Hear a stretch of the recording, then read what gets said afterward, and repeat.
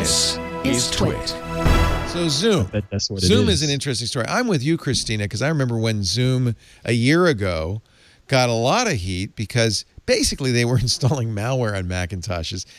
And I don't think they did it out of any malicious intent. They wanted to make it really easy to start a Zoom teleconference.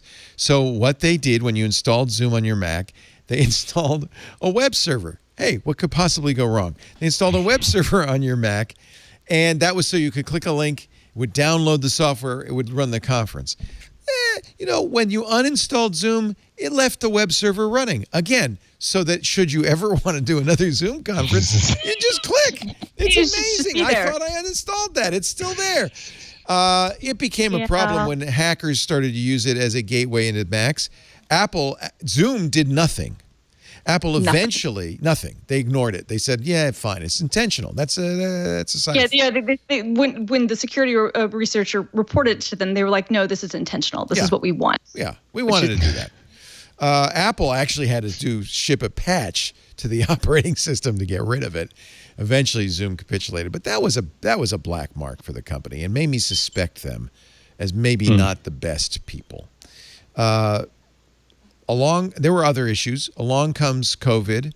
Everybody's conferencing. Suddenly, Zoom goes from 10 million active users in a month in December to 400 million. I think it's almost 600 million now. It's huge. The stock price goes through the roof. They've got tons of money. They hear people. They say, oh, you're worried about our security. We're sending data through China. That's not good. Okay, we're going to hire the best in the business. They went out, they hired Alex Stamos.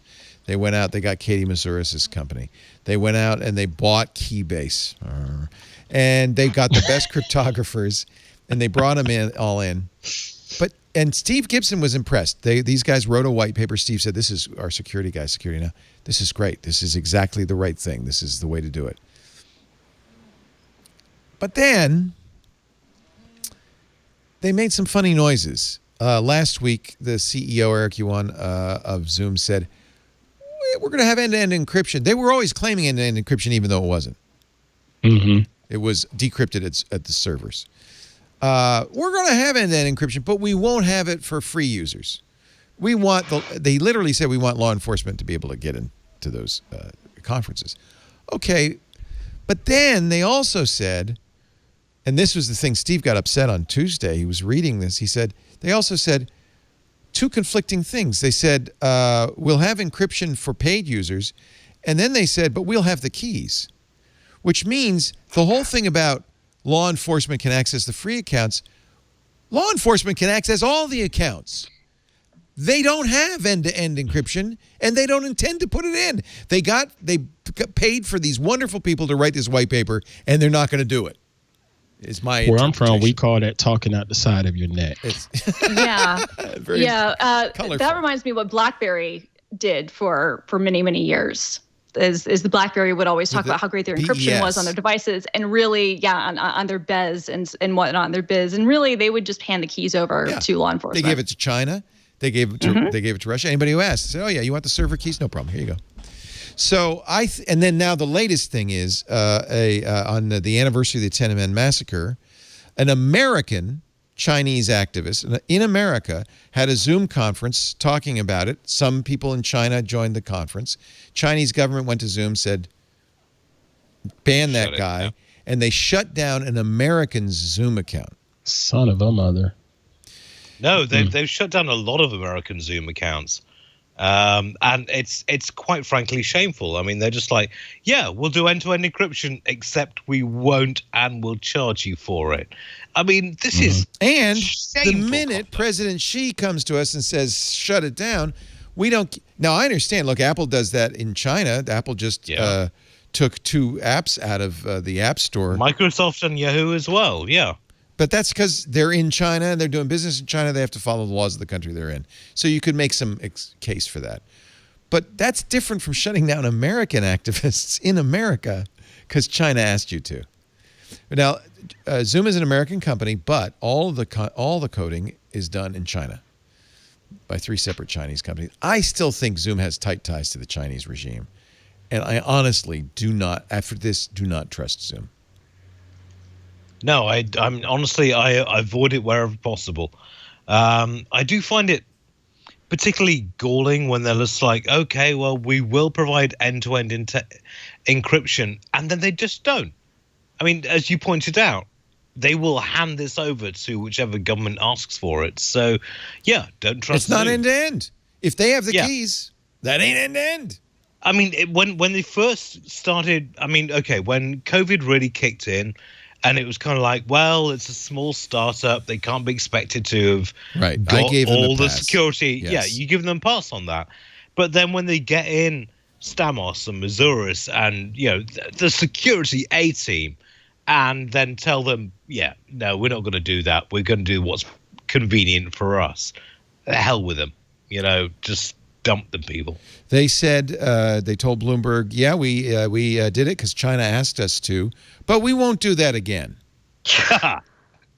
Yeah, right. I mean, to me, it kind of goes back to, like, from the beginning, the reason that I got mad at them last year was because, like, I really think that they have a great product. But from installing malware, and that's what they did, to all of their security kind of talking out of both sides of their mouth, as Ant said, to, handing things over to and just doing the dirty work of the Chinese government and, shutting off a U.S. Person's access, it just shows that they have always put growth hacking and getting more users and placating others above the actual user base. And people pay for their product. Like, that's the thing. Like, you can't even say that this is a Google type of thing where you're the product. No, people pay a lot of money for Zoom. And Zoom has proven over and over and over again, I don't care who they hire, like at a fundamental level with the company, they really care about getting more users and getting more contracts and making more money. And they don't care about the actual customers. And so for me, yeah, I won't use it. I mean, if I'm forced to, if somebody sends me a link with it, I'm obviously not going to not take the meeting because it's in Zoom. I'm not that hardcore, but I don't have an account. I won't give them my information. I'll use it only in a web browser, and I don't trust them. I just don't. Yeah, when the Keybase acquisition, when the Keybase acquisition happened, Mr. Laporte was pretty pissed off about it. Yeah, you and I had just started connected on Keybase. Yeah, and I challenged you on being pissed off about it, but I see where you're coming from. You saw the history, and you wasn't feeling it, and this right here is just looking like yet another point of proving you right. Well, I was sad because I used Keybase, but far more people use Zoom than Keybase. So the net was a good thing if the Keybase guys, who were some of the best crypto guys in the world, go to Zoom and add that crypto. Right. Then okay, the world's benefiting. I'm losing Keybase, and I found replacements for it, so it's not the end of the world. But it actually was the stimulus to create this server over here and a new website, so that I have my own controlled website, but and Git and all that stuff. But when I have to say, I've lost a little respect for Alex Stamos as well, who's defending this. Yeah. And he was the security guy at Facebook who left when he found out about Cambridge Analytica because they didn't tell him. He was the security guy before that at Yahoo, who left because Yahoo didn't tell him about the billion record breach. It seems like Stamos, I don't know why he has such a good reputation. He's obviously very smart, but it seems like he's leaving burning buildings quickly. And no, I mean, and I gotta wonder how the fire started under his watch, right? I was gonna say, was he striking the match? Yeah. No, I love Alex in a lot of ways because he's a good security guy, but he does have this uncanny knack of jumping out of the building just before it goes up in flames. Before it happens. Yeah. And it's like, and collecting the paychecks and signing the NDAs so he can't talk about it. So Alex got on Twitter and defended Zoom. But what he said was kind of interesting. He basically, if you go through all of these tweets defending him, he basically said, we designed a system for them, but we're not implementing it, so I wash my hands of it. Mm-hmm. Money, but you don't have to do it. Yeah, he doesn't have to do it. And then Zoom issued on June 4th a statement that I think causes real cause for concern. They said Zoom's AES encryption is turned on for all Zoom users, free and paid. Zoom does not proactively monitor meeting content By the way, note that word proactively. Zoom does not proactively, in other words, we don't on our own monitor meeting content. We do not share information with law enforcement except in circumstances like child sex abuse. Who could argue against that? Except, wait a minute. If you have end-to-end encryption, how could you share anything with law enforcement at all under any circumstance? Right. We do not have backdoors where participants can enter meetings without being visible to others. None of this will change. Zoom's end-to-end encryption plan balances the privacy of its users with the safety of vulnerable groups, including children and potential victims of hate crimes. They're basically saying, it's like, I do not think that term means what you think it means, end-to-end encryption.